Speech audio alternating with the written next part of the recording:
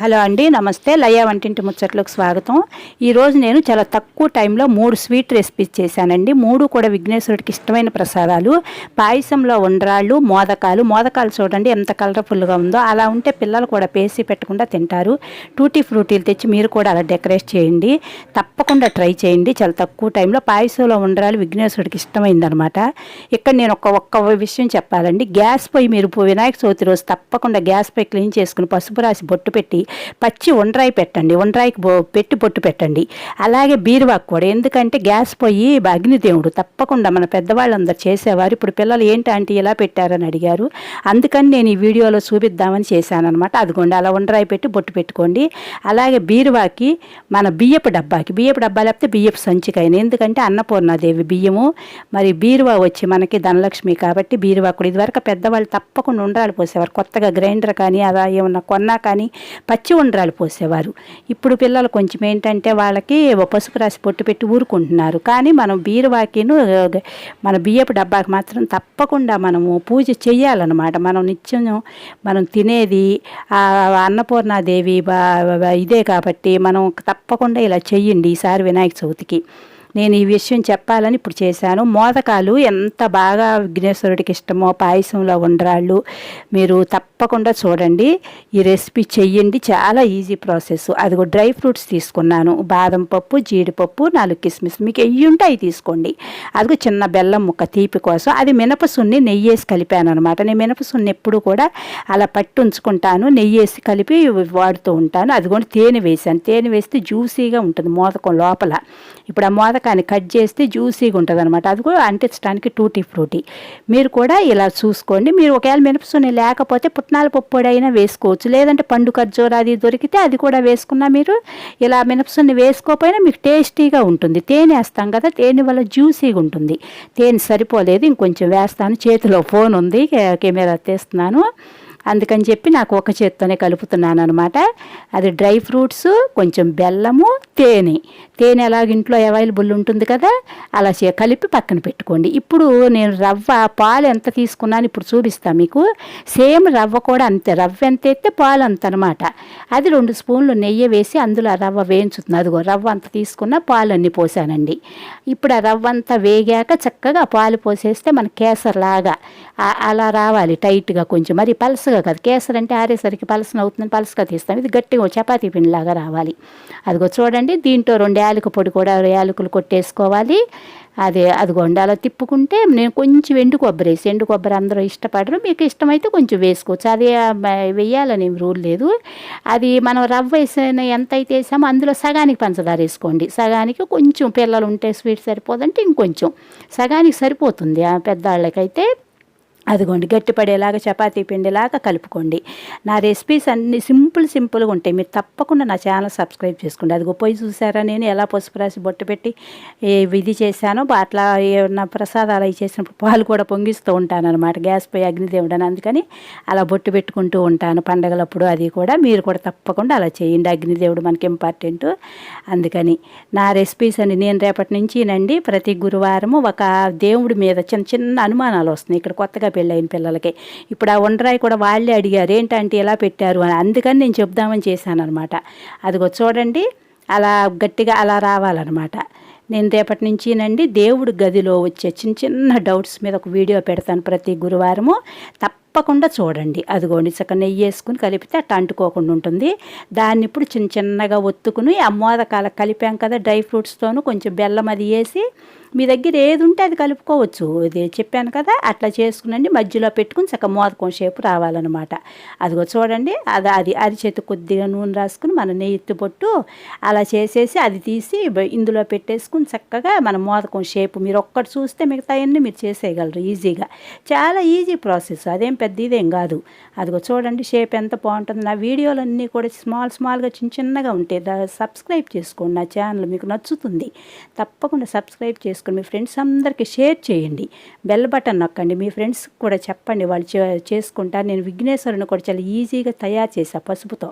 ఆ వీడియో కూడా ఉందండి. పాలవెల్లి లేకపోయినా వినాయక చవితి ఎలా చేసుకోవాలని సింపుల్గా పెట్టాను. అదిగో చూడండి ఎంత అందంగా వచ్చిందో షేపు.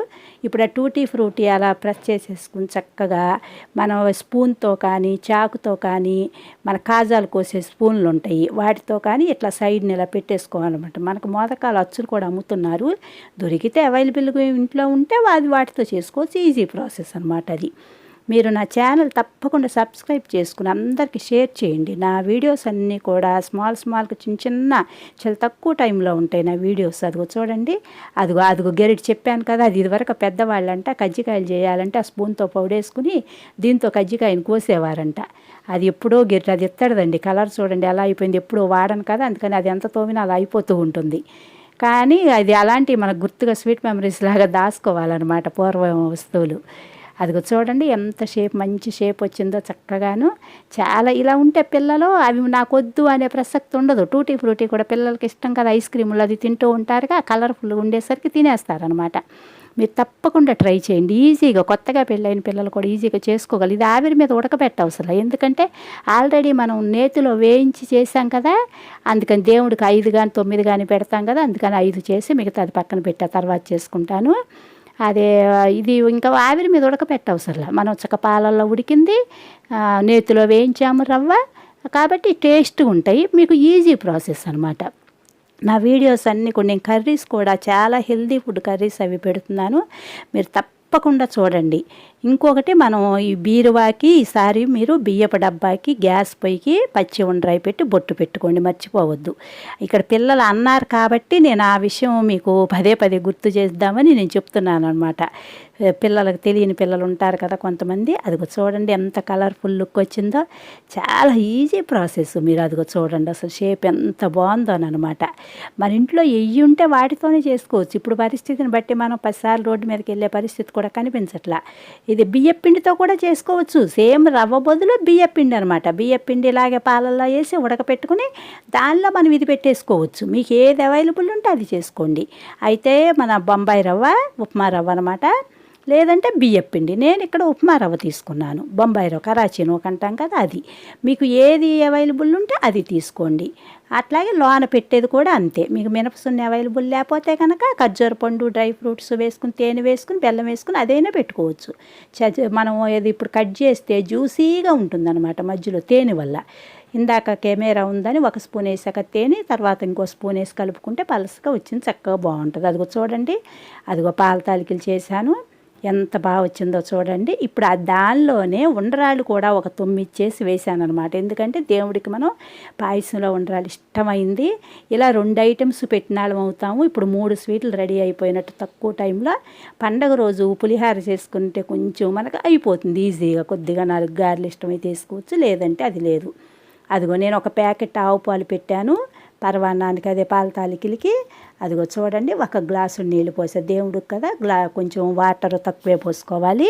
అదిగో ఆ గ్లాస్తో తలగొట్టి ఇప్పుడు బియ్యపిండి ఆ పాలల్లో వేసి, పాలు కొంచెం కాగాక బియ్యపిండి వేసి కలుపుకోవాలి. ఎందుకు? పాల తాలికలు తయారు చేసుకోవటానికి. ఉండ్రాలు కూడా తయారు చేశాక అది ఒక 9, ఆ 9 ఉండ్రాలకి కూడా అట్లా పాలు పొయ్యి మీద పెట్టుకుని ఆ తలగొట్టి బియ్యపిండి వేసాను. బియ్యపిండి ఎంత అయితే పాలన్నీ పొయ్యి మీద పెట్టుకోవాలి. పెట్టి ఇప్పుడు ఆ బియ్యపిండి వేసేసి కలుపుకొని పంచదార కొంచెం 4 చెంచాలు పంచదార వేసి, ఎందుకంటే పాల తాలికి సప్పగా ఉంటుంది కదా తినేటప్పుడు. బెల్లం వేస్తేనే మళ్ళీ ఒక్కోసారి ఇరిగిపోయినట్టు అవుతుంది, అందుకని పంచదార వేసుకోండి. పంచదార వేసి చక్కగా పాలల్లో ఆ బియ్యపిండి వేసి కలిపితే మనం చపాతీ ముద్ద, పూరి ముద్దలాగా రావాలి. వచ్చాక కొంచెం ఆయిల్ వేసుకుని మనము చేసుకోవాలి. పాల తాలిక షేప్ అనమాట, పొడవుగా. అది చక్కగా నెయ్యి వేసాను చూడండి.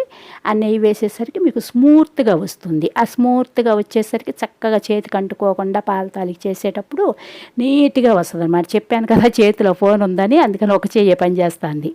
అది 2 చెంచాలు సగ్గుబియ్యం నానబెట్టాను, ఒక ½ అన్ అవర్ ముందు నానబెట్టుకోండి. ఇప్పుడు వీటిని మనం ఆవు పాలు పొయ్యి మీద పెట్టాం కదా, అందులో ఈ సగ్గుబియ్యం వేసేస్తే ముందు ఉడుకుతూ ఉంటాయి. ఒక 10 మినిట్స్ అవి ఉడికాక సగ్గుబియ్యానికి టైం పడుతుంది కదా, ఈలోపు మనం పాల తాలికలను ఉండ్రాళ్ళు చేసి రెడీ పెట్టేసుకుందాం ప్లేట్లో. అది కొద్దిగా నెయ్యి రాసుకునండి, అదిగో పాల తాలికి చిన్నగా తీసుకుని చక్కగా అట్ట బారుగా చేసుకోండి. ఈజీనే, అరిచేతులు పెట్టుకుని ఇట్టట్టు అంటే మీకు తెలివి వచ్చే ఉంటుంది, పిల్లలకైనా వచ్చేది. అదిగో 9 ఉండ్రాలు చేసాయి, ఎందుకంటే ఒకే ప్రసాదంతో 2 ఐటమ్స్ పెడదాం దేవుడికని. అది దేవుడికి ఇష్టమైన నైవేద్యం. అదిగోండి ఇలాంటప్పుడు నేనేం చేస్తానంటే ఇట్లా పాలు పొంగిచ్చి చక్కగా అప్పుడు ప్రసాదం చేస్తాను. ఎందుకంటే అగ్నిదేవుడి కంటే అప్పుడప్పుడు పాలు పొంగిస్తూ ఉంటే మనం కూడా పాలు పొంగినట్టుగా ధనలక్ష్మి మనకు వచ్చి లక్ష్మీదేవి మనం కూడా పొంగుతామంట. ఆ పెద్దవాళ్ళు అంటారు కదా, అందుకని అప్పుడప్పుడు రోజు చేస్తే పాలు పొయ్యి పాడైపోతుంది. అది ఫస్ట్ ఉండ్రాలు వేసాను, ఉండ్రాలు వేసాక అలా పాల తాలికలు కూడా వేసి చక్కగా ఉడకపెట్టుకోండి.